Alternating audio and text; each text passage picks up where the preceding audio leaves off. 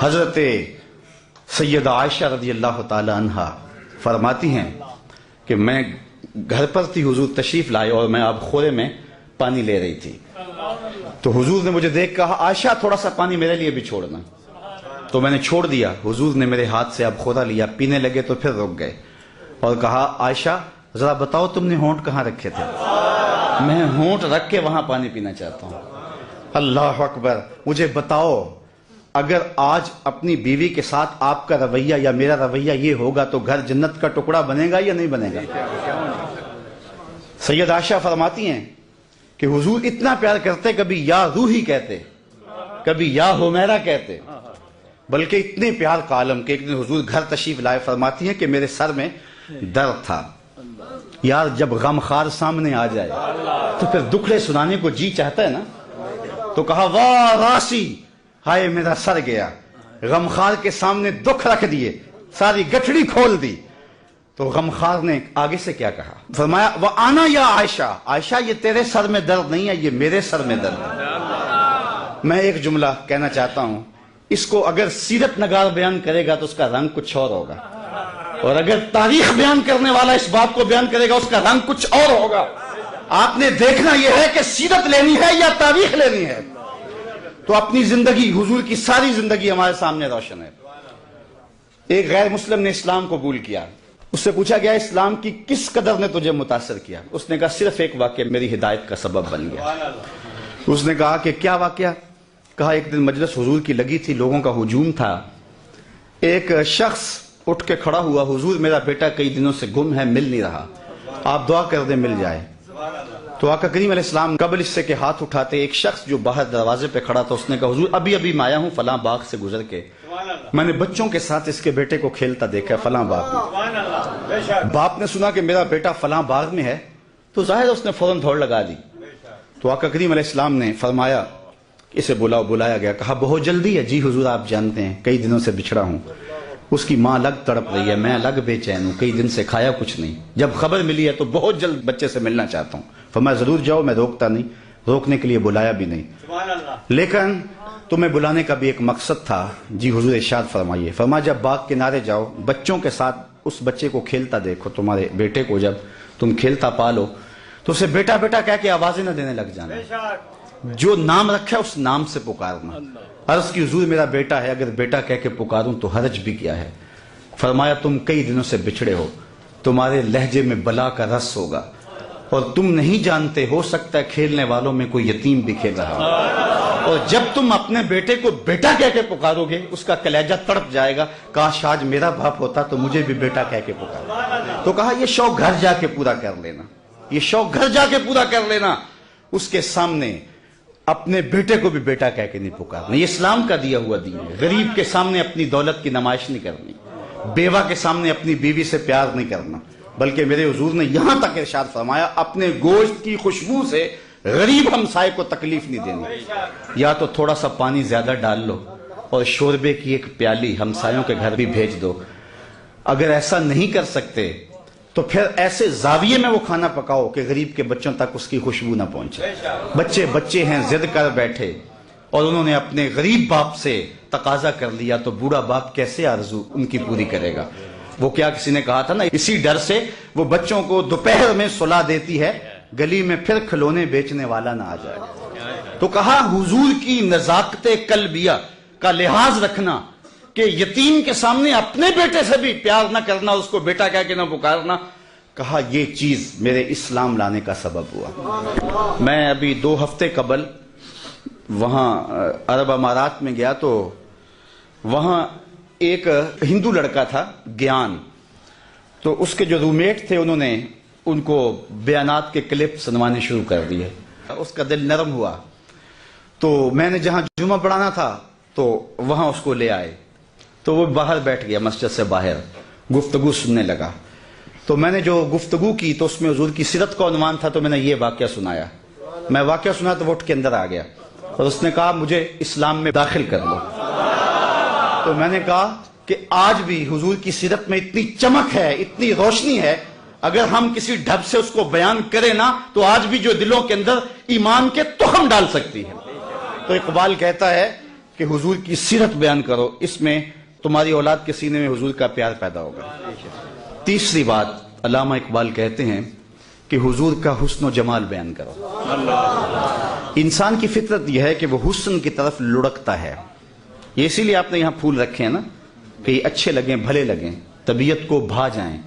حسن جہاں بھی ہوگا، جس روپ میں بھی ہوگا، وہ متاثر کرے گا، وہ کاکلے دراز میں ہو، وہ لب و رخسار میں ہو، وہ قد رانا میں ہو، وہ غزالی آنکھوں میں ہو، وہ تیر جیسی مشغاں میں ہو، وہ تتلی کے پروں میں قدرت کی سنائی کی صورت میں ہو، وہ حسن پھوٹتے جھرنوں میں ہو، بہتی ندیوں میں ہو، کوئل کے لہجے میں ہو، معصوم بچے کی مسکراہٹ میں ہو، جہاں بھی ہوگا حسن متاثر کرے گا۔ اقبال کہتا ہے جب طے شدہ ہے کہ انسان فطرتاً حسن پسند ہے، تو آؤ نہ پھر اس کو اس کی چوکھٹ پہ لے چلے جہاں حسن بھی پانی بھرتا ہے، جہاں عشق بھی غلامی کرتا ہے، اس حسینہ ماہ خوبہ کی چوکھٹ پہ لے چلیں۔ تو اقبال کہتا ہے کہ حضور کے حسن کا تذکرہ سنائیں گے تو پھر اس کے سینے میں حضور کا پیار پیدا ہو۔ اس عنوان سے صرف ایک حدیث اور میری گفتگو اختتام تک پہنچ جائے گی۔ صحابہ میں سب سے آخر میں جس شخص نے وصال کیا ہے اس کا نام ہے حضرت ابو طفیل رضی اللہ تعالی عنہ۔ 110 ہجری میں وصال ہوا ہے، حضور کا وصال ہوا ہے 11 ہجری کے اوائل میں، اور ان کا وصال ہوا ہے 110 ہجری میں، تو گویا حضور کے وصال کے تقریباً 100 سال بعد زندہ رہے۔ آخری وقت ہے ان کا، آخری سال جو تھا ان کا، حج کا موسم تھا، تو وہ وہاں آگے ہجوم میں، اور ایک اونچے ٹیلے پہ کھڑے ہو گئے اور لوگوں کو اپنی جانب متوجہ کر کے کہا کہ لوگوں آؤ، اس وقت روئے زمین پہ میرے علاوہ کوئی نہیں جس نے رسول اللہ کو دیکھا ہو، صرف میری آنکھوں نے حضور کا دیدار کیا ہے۔ اللہ اکبر! پھر لوگوں کا کیا پیار ہوا ہوگا۔ یہ کل میں نکلا سڑک پہ تو یہاں ساروکی سے لے کر غازی علم الدین کے مزار تک لوگ گاڑی سے چمٹتے تھے اور گاڑی کو ہاتھ لگا لگا کے چومتے تھے، اور میں اندر سے کہتا تھا تو بہت چھوٹا شخص ہے، تیری تو اوقات ہی کچھ نہیں ہے۔ تو میں کہتا یہ کیوں مجھ سے پیار کرتے ہیں؟ اس لیے کہ میرے لبوں پہ نام محمد کا وظیفہ ہے۔ یار 14 صدیوں کے فاصلے پہ میرے جیسا نکما شخص بھی حضور کا نام لے تو لوگ گاڑی سے لپٹیں، تو یار مجھے بتاؤ جس نے خود حضور کو دیکھا ہوگا تو کتنے ناز سے کہا لوگوں آؤ، اس وقت روئے زمین پہ میرے علاوہ کوئی نہیں جس نے حضور کو دیکھا ہوگا۔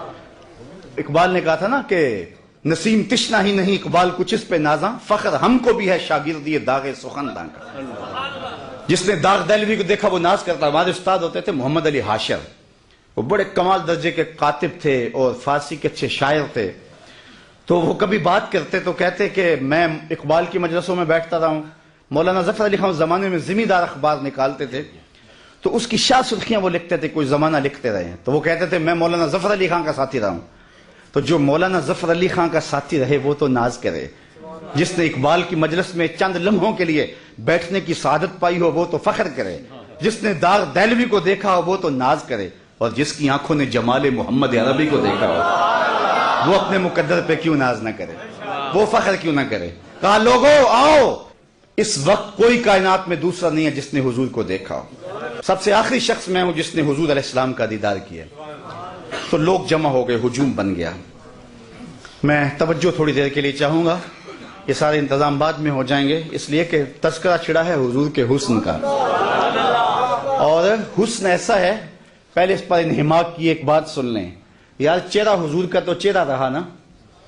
ایک صحابی ہیں حضرت میمونہ بنت کردم رضی اللہ تعالیٰ عنہ، کہتے ہیں مجھے شوق تھا میں کہ حضور کو دیکھوں، تو ایک دن میں اپنے باپ کے ساتھ حضور کو دیکھنے گئی، اور یہ حجۃ الوداع کا موقع تھا، حضور اونٹنے کے اوپر بیٹھے ہوئے تھے، میرے باپ نے حضور سے کوئی بات کی، لیکن حضور کے جلال کی چمک اتنی تھی، جمال کی، کہ میری ہمت نہ پڑی کہ میں حضور کا چہرہ دیکھ سکوں۔ تو کہتی لوگوں میں نے حضور کا چہرہ تو نہیں دیکھا، لیکن میں نے حضور کے پاؤں دیکھے ہیں۔ اور پھر فرماتی ہیں ما نسیتو فی ما نسیتو طول اصبعہ، کہتے ہیں حضور کے مبارک پاؤں کی جو انگلیاں ہیں ان میں جو انگوٹھے کے ساتھ والی انگلی ہے، فرماتی ہیں آج تک میں اس کی لمبائی کے حسن کو نہیں بھول سکتی۔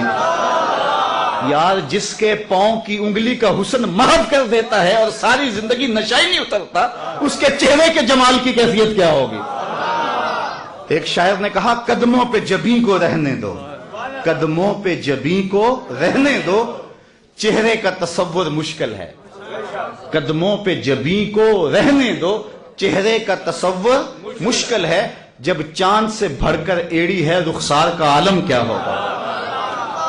حضرت ابو طفیل نے کہا لوگو سنو، اس وقت روئے زمین پہ میرے علاوہ کوئی نہیں جس نے حضور کو دیکھا ہو۔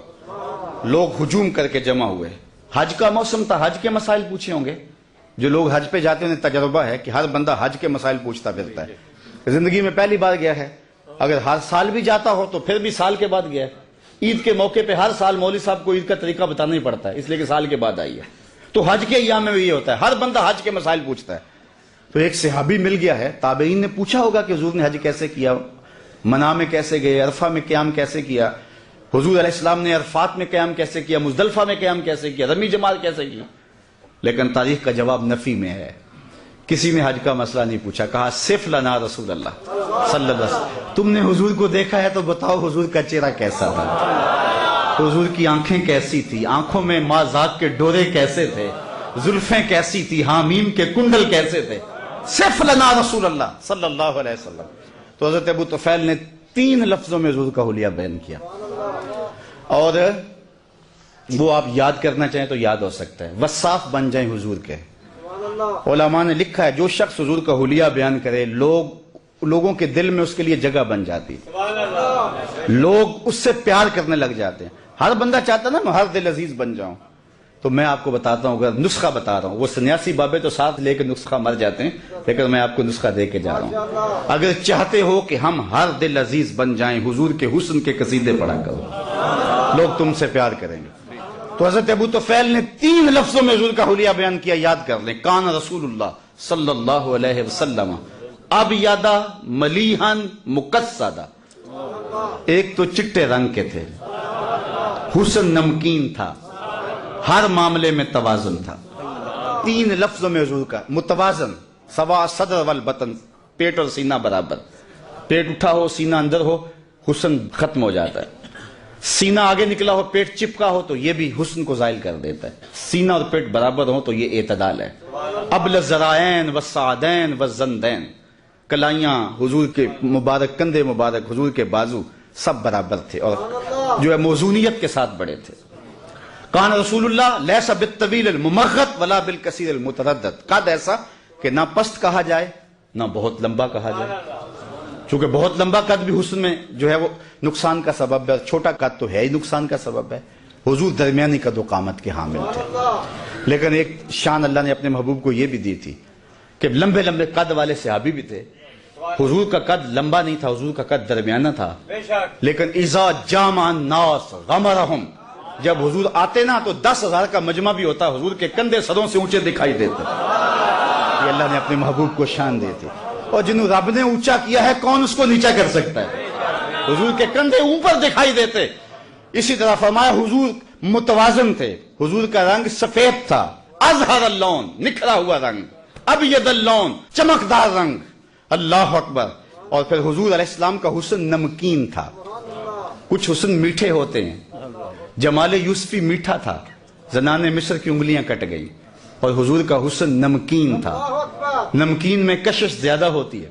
شاہ ولی اللہ محدث دہلوی فرماتے ہیں میرے والد نے حضور کو خواب میں دیکھا اور یہی سوال پوچھا، حضور حسن صبی کی نسبت حسن ملی کے اندر کشش زیادہ ہوتی ہے، اور آپ نے خود کہا ہے انا املا ہو واقعی یوسف اسبہ ہو، میں نمکین حسن والا ہوں، میرا بھائی یوسف میٹھے حسن والا تھا، لیکن وہاں انگلیاں کٹ گئی، یہاں کوئی ایسا واقعہ پیش نہیں آیا، تو اس کی کیا وجہ ہے جبکہ حسن ملی زیادہ پرکشش ہوتا ہے؟ تو حضور نے جواب کیا دیا، جمالی مستور عن اعین الناس غیرۃ من اللہ، اے عبد الرحیم، اللہ نے غیرت محبت کی وجہ سے میرے حسن کو لوگوں کی نظروں سے چھپا دیا۔ کوئی محب نہیں چاہتا کہ میرا کوئی محبوب دیکھے۔ قتیل شفائی تو یہاں تک آگے بڑھ گیا کہ اس حد تلک بڑھ گئی ہے بے اعتمادی کہ تجھ کو تجھ سے بھی چھپانا چاہتے ہیں۔ وہ کہتا ہے میرا جی چاہتا ہے میرا یار آئینہ بھی نہ دیکھے، خود بھی اپنے آپ کو نہ دیکھے، تو کہا میرا حسن لوگوں کی نظروں سے چھپا کے رکھا گیا ہے۔